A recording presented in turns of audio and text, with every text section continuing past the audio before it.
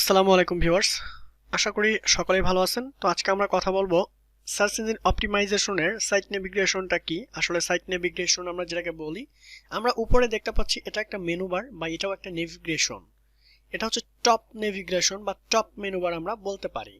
যখন কোনো একটা ইউজার আপনার ওয়েবসাইটে ভিজিট করবে, ভিজিট করার পরে দেন আপনার এমন কিছু ওয়েবসাইট দেখা যায় যেগুলো স্ক্রল করলে এরকম স্টিকি অবস্থায় থাকে না, মানে এরকম আটকানো থাকে না। সেগুলো কি হয়, সেগুলো আমরা যখন ভিজিট করি, ভিজিট করার পরে ওয়েবসাইটের সাথে সাথে স্ক্রল করলে সেগুলো উপরের দিকে চলে যায়, এরকম ব্ল্যাঙ্ক হয়ে যায়। আমাদের খুঁজে পেতে অনেকটা প্রবলেম হয় যেখানে কি কি সার্ভিস তারা দিচ্ছে। বাট যখন এরকম নেভিগেশনটা স্টিকি থাকে তখন সেখানে আমরা সার্ভিসগুলো দেখতে পারি, স্ক্রল করে নিচে গিয়ে মিলাতে পারি সেটা ঠিক আছে কিনা।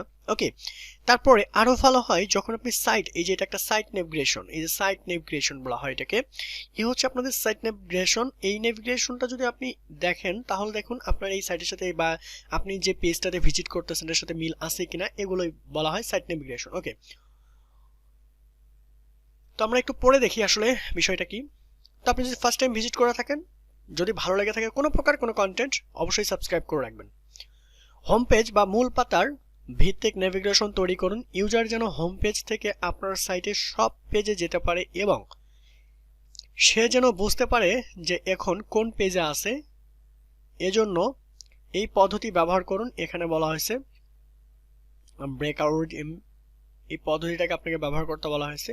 এই দেখুন, এই যে এই সিস্টেমটা কিন্তু অনেক ভালো একটা সিস্টেম। এটা ইউজার যদি ইউআরএল এর কোনো নির্দিষ্ট অংশ মুছে দিয়ে উপরে কোনো ডিরেক্ট বা পেজে যেতে চায় তাহলে যেন তাতে পারে।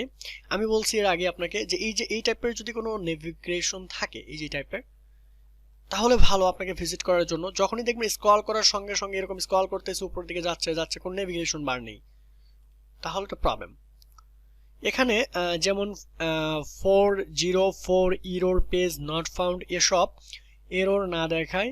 যেমন ইউজার যদি নিচের লোকেশন থেকে এবং শেষের ডব্লিউপিএসপি টুকু ব্রাউজারের অ্যাডস বার থেকে মুছে দেয় তাহলে যেন তার আগের পেজে চলে যায় কোনো এরর মেসেজ দেখানো ছাড়াই।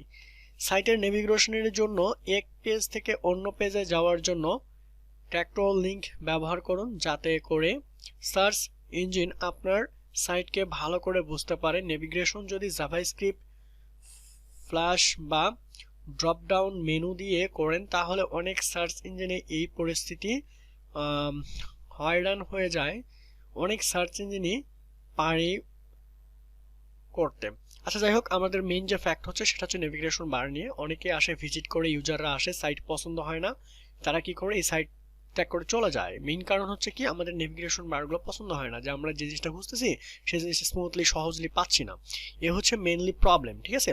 তো আশা করি সাইট যে নেভিগেশন এটাকে সিম্পল বিষয়, এইটুকু আপনারা বুঝতে পেরেছেন। তো সাইটের নাম আমরা নেক্সট টিউটোরিয়ালে দেখবো, সাইটের নাম কিভাবে আমরা ক্রিয়েট করতে পারি বা আমাদের জন্য কোন নামটা বেস্ট হতে পারে। Thank you so much watching this tutorial. Next টিউটোরিয়ালে আবার দেখা হচ্ছে।